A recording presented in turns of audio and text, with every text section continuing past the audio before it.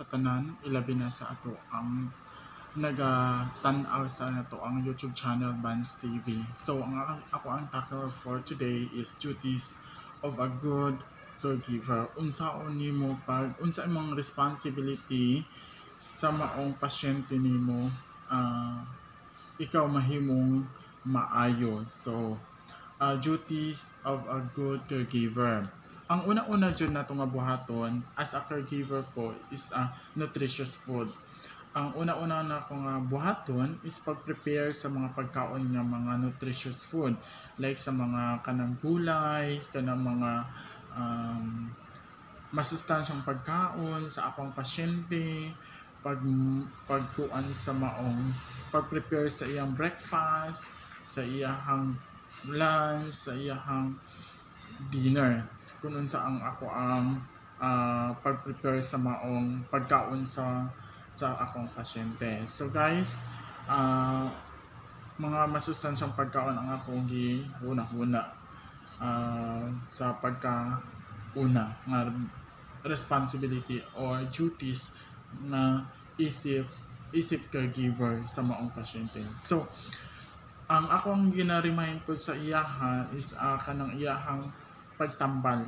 Naa siya kanang medicines, naa siya maintenance sa iyang breakfast, sa iyang lunch ug ang iyang dinner.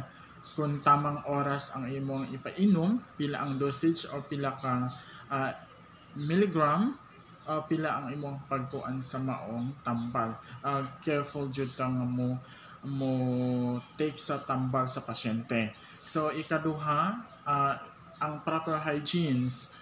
Isip nga caregiver, responsibility na ko nga mo alaga or mo kuan sa maong pasyente, kanang mag-ilis, magpaligo, mo assist sa iyahang kanang everyday routine kung unsa ang iyahang kuan. So ang iyahang proper hygienes, ang iyahang deodorant, ang iyang tanan nga mga proper hygienes. And ikatulo is ang household. Dili lang as a caregiver, dili lang gihuna-huna na ako nga caregiver lang ko, mobantay ra ko sa tigulang, not included na lang yung mga initiative na lang nga mohinlo sa iyang kwarto, sa iyang pag-aran sa iyang kwarto, kanang arrange or display nga ma-organize ang maong butang niya.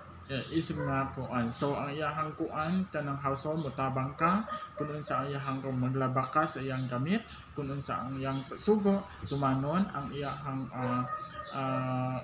unsa ang iyahang kuan ba kanang kumbaga ang iyahang daily routine. And then ang nursing home, kalainan man gud sa ako is private.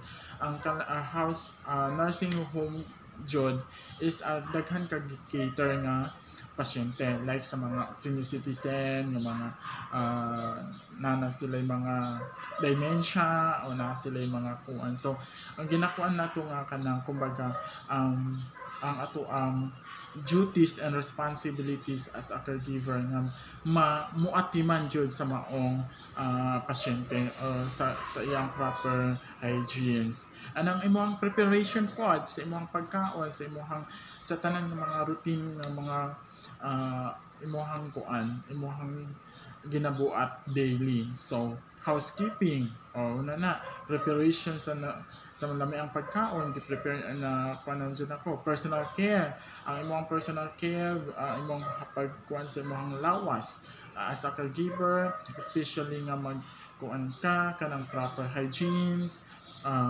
limpyo katan-awon, presentable katan-awon sa ubang tao, kumuadto man mo sa ubang lugar. So presentable not because of here, kundi kanang nagkuan jud ka, kanang mo assist ka sa iyaha. So personal care, pangutan-on nimo ang pamilya nga okay ra siya, kanang kumbaga kanang dili nimo makontrol ang iyang attitude, mangutana ka sa immediate family. And dressing, kanang kasuotan, kanang imong ang iyahang pag-ilis, i-assist jud nimo na siya. And then uban pa nga mga duties and responsibilities as a caregiver. So ang ato ang kuan ang ato ang ang big responsibility man jud is as a caregiver muatiman sa maong pasyente ang iyang proper hygienes, ang iyang pagkaon, nutritious food, ang iyang tanan nga mga maong duties and responsibilities. O daghang salamat sa inyong tanan. God bless us all.